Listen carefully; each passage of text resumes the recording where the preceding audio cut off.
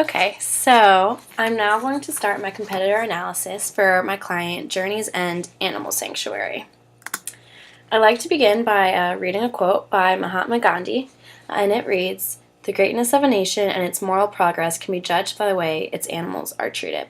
I think this is a very poignant quote that should be kept in the back of our minds throughout this presentation. So the purpose of my presentation is to discuss the communication climate in which Journey's End Animal Sanctuary exists within. Specifically, I will be providing an analysis of their existing competitors, a stakeholder profile, and a description of their targeted buyer persona. So just in 2014, 20,140 cats and dogs were euthanized in Central Florida. And this is just in Central Florida in a single year. So as a result, there is an extreme demand for organizations that can provide care for these animals that have nowhere else to turn. Within Central Florida, there are many nonprofits aimed at improving the well-being of animals. For example, there's the Pet Alliance of Greater Orlando, Pet Rescue by Judy, Tears of Seminole County, and SPCA Florida. And these are just to name a few. And although my client is located in DeLand within Volusia County, their market can be considered all of Central Florida. So as a result, Journey's End is situated in a fairly competitive market. As shown here, there are many organizations of similar values and purposes. Furthermore, my client is a relatively small organization when compared to the much larger and much more national nonprofits such as the Humane Society of the United States, which has small sectors in throughout the country. So within this market, my client sits on the middle of the spectrum.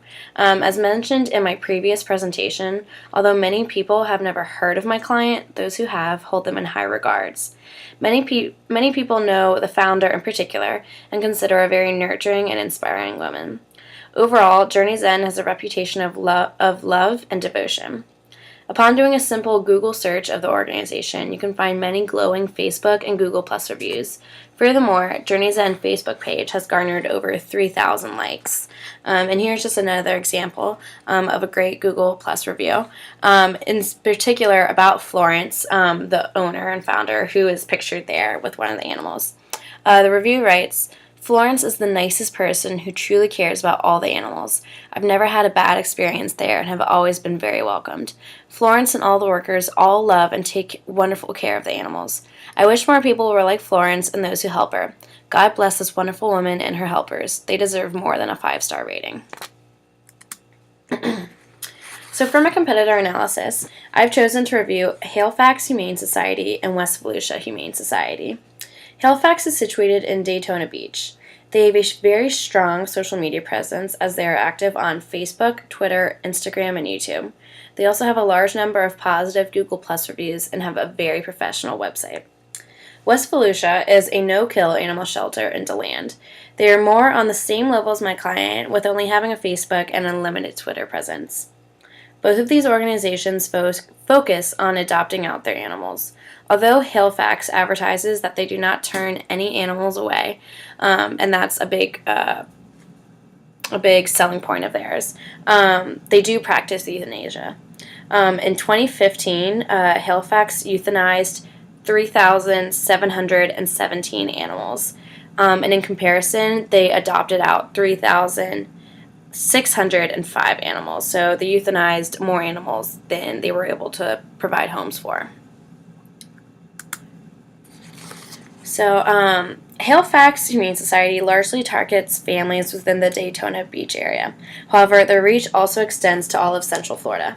They feature many pictures on their social media of happy families and children with their animals, as seen here.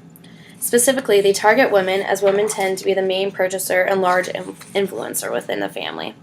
Finally, their age range for their target market is between 30 and 60 years of age. So for Halifax, my buyer persona is Kate. Kate is a 37-year-old Caucasian woman. She is happily married to her husband of 13 years, and together they have 2 children. They live in a suburb of Daytona Beach and belong to the middle class. Kate is an energetic person and loves being involved with her community. While they do not currently have any pets, Kate is now contemplating getting a dog as her children are old enough now and both her and her husband have fond memories of their own childhood pets. West Volusia's Humane Society's target market is much closer in similarity to Journey's End. The publics for both are a majority Caucasian women, aged 40 to 70 years old. Most are Florida residents, specifically living in Volusia County. Both of these publics are avid animal lovers, as many follow other animal organizations on Facebook, as well have countless photos of animals on their personal Facebook pages. For West Volusia, my buyer persona is named Nancy. Nancy is a 62-year-old Caucasian female. She lives in DeLand with her husband, and together they belong to the middle class. Both her and her husband are retired, and they do not have any children. 1 year ago, Nancy's favorite cat of 16 years had to be put down. Without her feline companion, Nancy has felt very lonely. Currently, she is looking to adopt another cat so she can provide love and happiness to an animal in need. So in terms of stakeholders, the main difference between those of my client versus those of the two competitors is that Journey's End is owned by one person and supported by volunteers. In both of my competitors' cases, there exists a larger board and infrastructure of leadership. So while each do have a support system of volunteers, they also have various positions of higher power. For example, Halifax has executive staff members, a board of directors, and members at large. So I'm going to first begin my analysis with Halifax Humane Society. Looking through their communication efforts, only about half of their posts across all social media sites are specifically about their animals. One major theme they focus on is pet adoption. When they do post pictures of specific animals, it is to let their publics know that these animals are looking for a home and are adoptable. Halifax has many adoption days at their own shelter, as well as outside locations. Furthermore, they have promotions supporting adoptions. For example, during the first week in November, if you brought your I voted sticker, the adoption fees would be completely waived from any cat. With this promotion and many others like it, Halifax stays very current to popular culture and pays attention to what is happening in the world around them. Halifax also puts on various fundraising events to support the shelter, all of which are greatly publicized on their social media accounts. For example, throughout the year, they put on many yappy hours. The most recent was for $10, you could bring your dog to the Tomoka Brewing Company and enjoy 2 drinks/appetizers. Another large fundraiser they recently had was the Rough Ride. So Daytona Beach is known for having a large biker community. Therefore, the Humane Society targeted this specific public by having a community motorcycle bike ride, in which t-shirts were sold and everyone participating rode their motorcycles together from point A to point B. Finally, Halifax posts many educational references and tools regarding animal care. Recently, on National Candy Day, which also fell just a few days after Halloween, the shelter posted an informational flyer regarding chocolate and its toxicity to dogs, as you can see here. Also, during Hurricane Matthew, they posted a safety checklist specifically regarding weather and safety to pets. So these messages can be found on a variety of platforms, including Facebook, Twitter, Instagram, and YouTube. Furthermore, instead of these accounts simply existing, Halifax is extremely active on all of their platforms. The shelter also has a very professional and well put together website. So next up is West Volusia.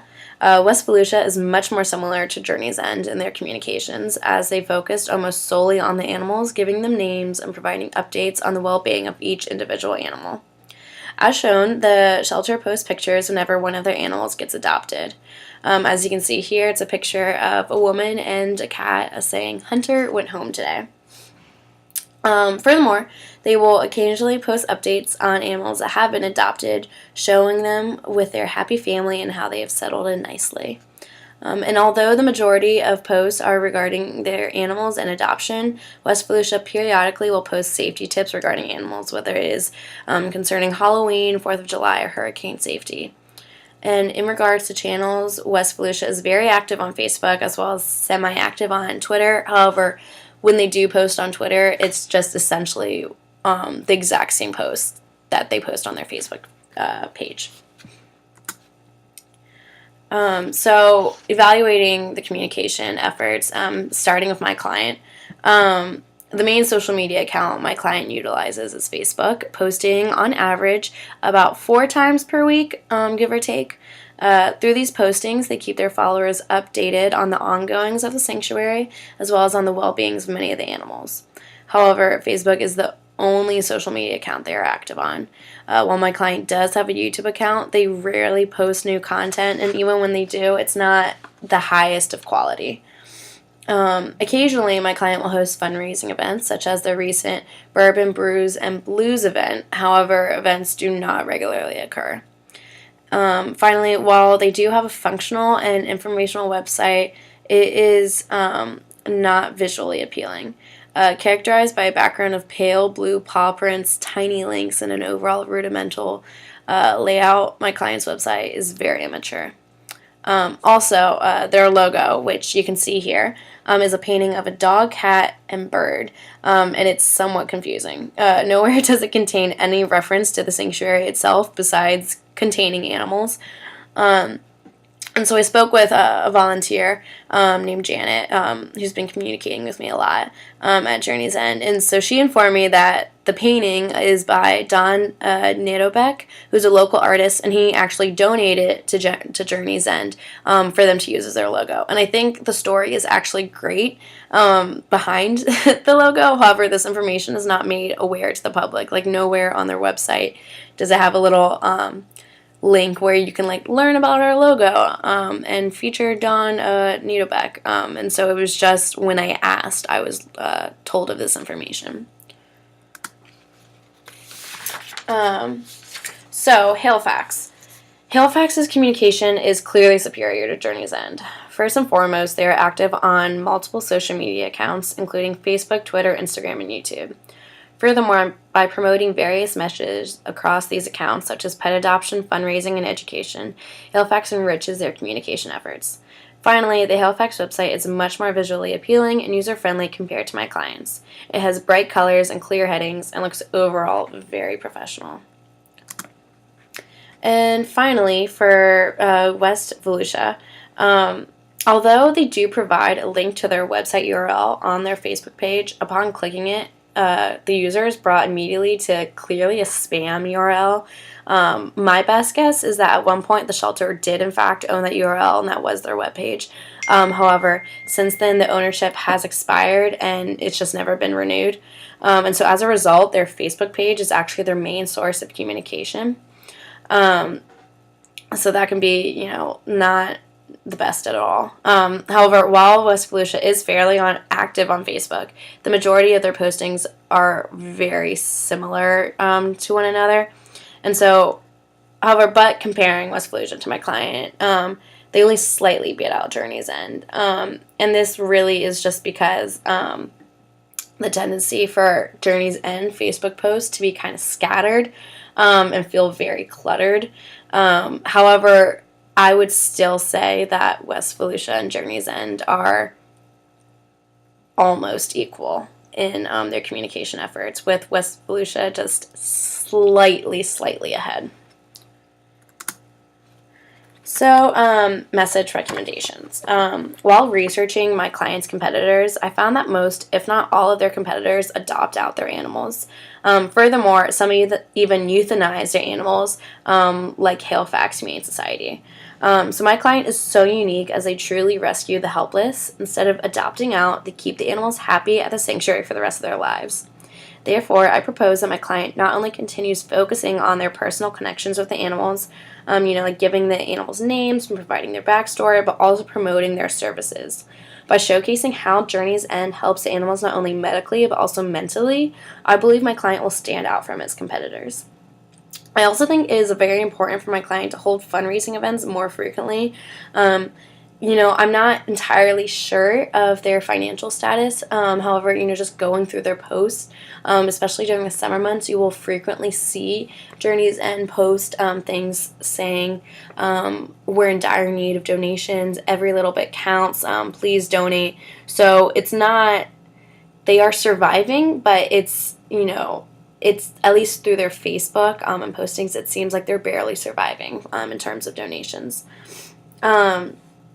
So, I think, therefore, they should obviously fundraise more. And these can be rather simple, too. For example, partnering with Chipotle on a certain night and receiving a percentage of the profits for everyone who says they are supporting Journey's End that night.